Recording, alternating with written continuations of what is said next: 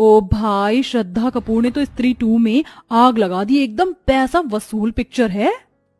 हाँ यार, कसम से क्या फाड़ू एक्टिंग की है। वैसे पास में पॉपकॉर्न हो और सामने बढ़िया सी पिक्चर चल रही हो तो देखने में डबल मजा आता है। ओह शिट, पॉपकॉर्न तो खत्म हो गया और अभी तो आधी पिक्चर बाकी है, अब क्या करेंगे।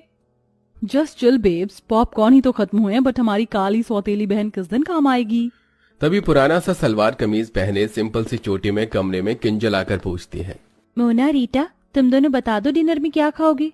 देखो मोना, हमारी प्यारी काली बहन की उम्र कितनी लंबी है, नाम लेते ही हाजिर हो गई। किंजल, जाओ और जाके हमारे लिए पॉपकॉर्न ले आओ।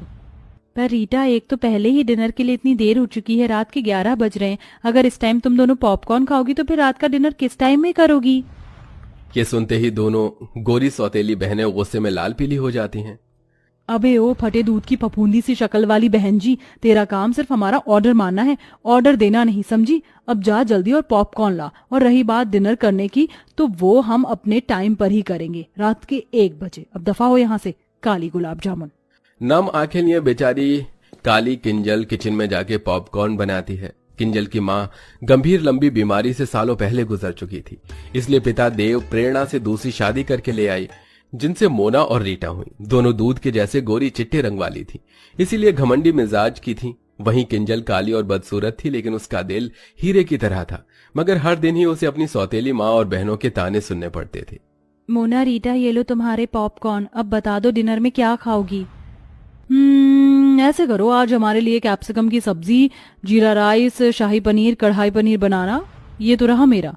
मैं डिनर में वेज पुलाव खाऊंगी चिली चटनी के साथ। हमारी ये पिक्चर खत्म होने से पहले हमारा डिनर हमें परोसा हुआ मिल जाना चाहिए, शार्प 1 बजे। ठीक है, मिल जाएगा।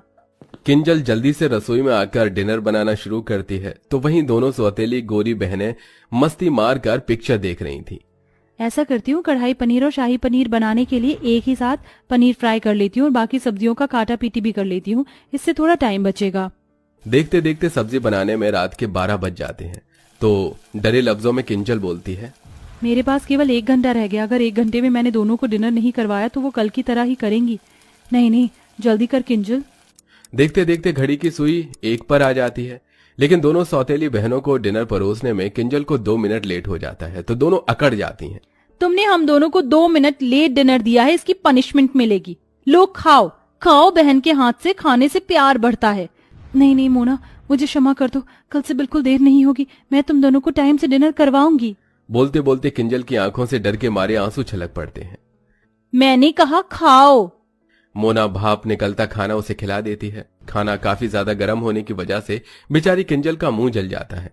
फिर मोना रीटा डिनर करते करते रात के 1 से 2 बजा देती हैं। किंजल झूठी प्लेट उठाकर किचन में आ जाती है और बिलख बिलख कर रोने लगती है।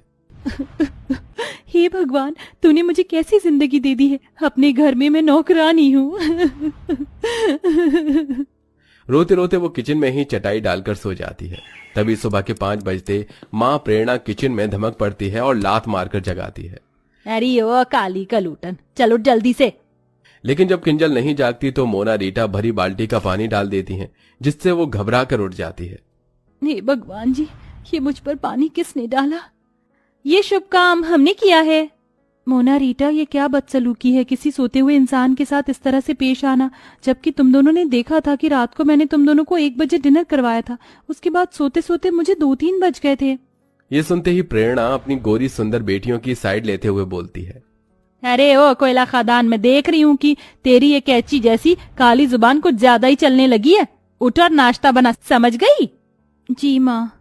आधी अधूरी नींद में ही बेचारी किंजल उन्हें नाश्ता करवाती है और फिर पूरे घर में झाड़ू पोछा लगाती है। तभी पिता देव घर लौट आता है, तो दोनों सौतेली बहनों की शक्लें बन जाती हैं। आगे पिताजी, अब शुरू हो जाएगा दोनों बाप बेटी का मेलो ड्रामा। किंजल बेटी, तू क्यों पोछा लगा रही है? काम वाली नहीं आई है क्या? वो पापा। तभी बात काटती हुई प्रेरणा बीच में बोलती है, अरे देव जी, वो आज ना तुलसी की तबीयत ढीली हो गई थी, इसलिए आई नहीं। मैंने तो बोला था किंजल को कि मैं कर लूंगी, ला दे मेरी बच्ची, तू नाश्ता कर। वैसे आप ऐसे अचानक से कैसे आ गए? कोई खबर भी नहीं दी, ना कोई फोन कॉल किया। वो 1-2 दिन की छुट्टियां मिली थी, इसलिए चला आया किंजल को देखने। पापा, आपको तो किंजल दीदी के अलावा हम दोनों दिखते नहीं, थोड़ा प्यार हमें भी दे दीजिए। आफ्टर ऑल हम आपकी बेटी हैं। हाँ जानता हूँ। देव अक्सर काम के सिलसिले में महीने महीने बाहर रहता था, इसलिए उसे इस बात की कानों कान खबर नहीं थी कि उसकी दोनों सौतेली बेटियों ने किंजल को नौकर बनाकर रखा था।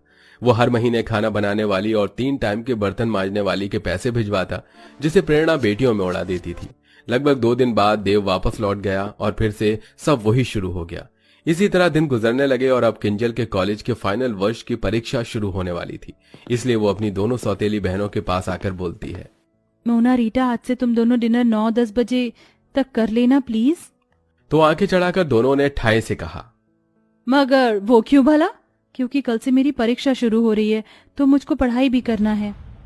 क्यों रे जली भरते की शक्ल वाली, तुझे क्या लगता कि तू पढ़ लिख कर कलेक्टर बन जाएगी? बेलिनी तुझे रोटियां आई हैं। हम अपना रूटीन नहीं बदलेंगे। हम रात के 1 बजे डिनर करती थी और 1 बजे ही करेंगे, समझ गई? दोनों का फैसला सुनकर मायूस मन से किंजल उन्हें 1 बजे रात में डिनर करवाती है और बाकी टाइम घर के कामों में उलझ कर रह जाती थी। एक दिन जब वो रात के डिनर के लिए दोनों से पूछने आती है तो दोनों शॉर्ट सा गाउन पहने मेकअप में लगी पड़ी थी। मोना रीटा, तुम दोनों कहीं जा रही हो क्या? हाँ, आज हम दोनों पार्टी करने जा रही हैं। अच्छा, तो फिर तुम दोनों खाना तो वहीं से खाकर आओगी ना? तो फिर मैं रात का डिनर रहने देती हूँ।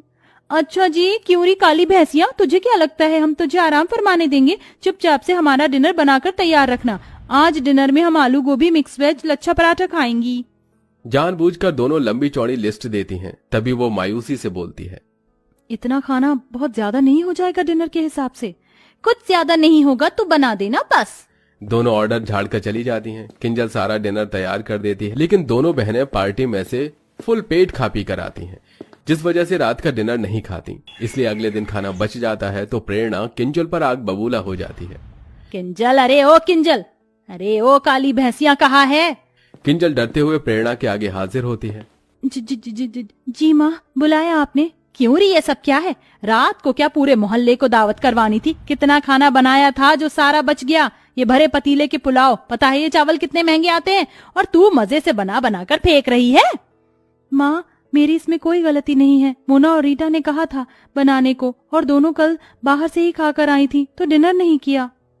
ये सुनकर दोनों सौतेली बहन शातिर तरीके से सारी बात उस बेचारी पर ही थोप देती हैं।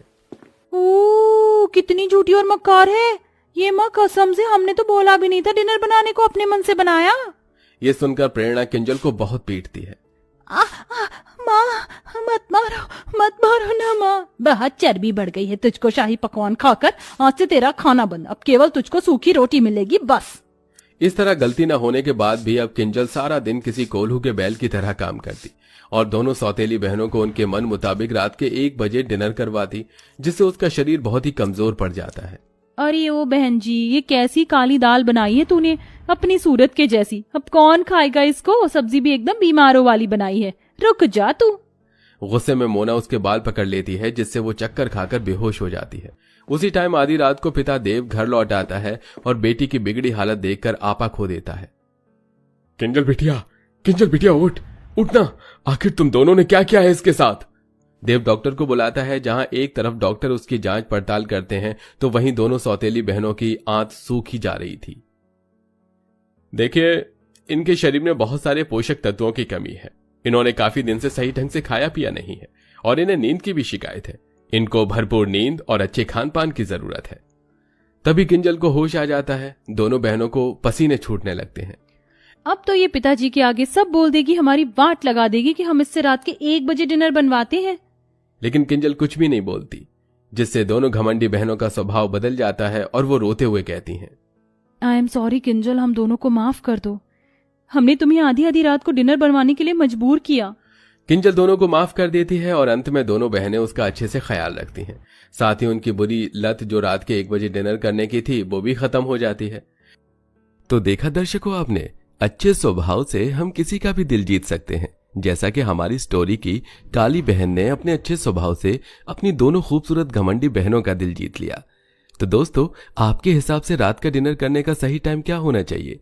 कमेंट बॉक्स में जरूर बताइएगा। साथ ही आपको हमारी ये कहानी कैसी लगी हमें ये भी बताइए।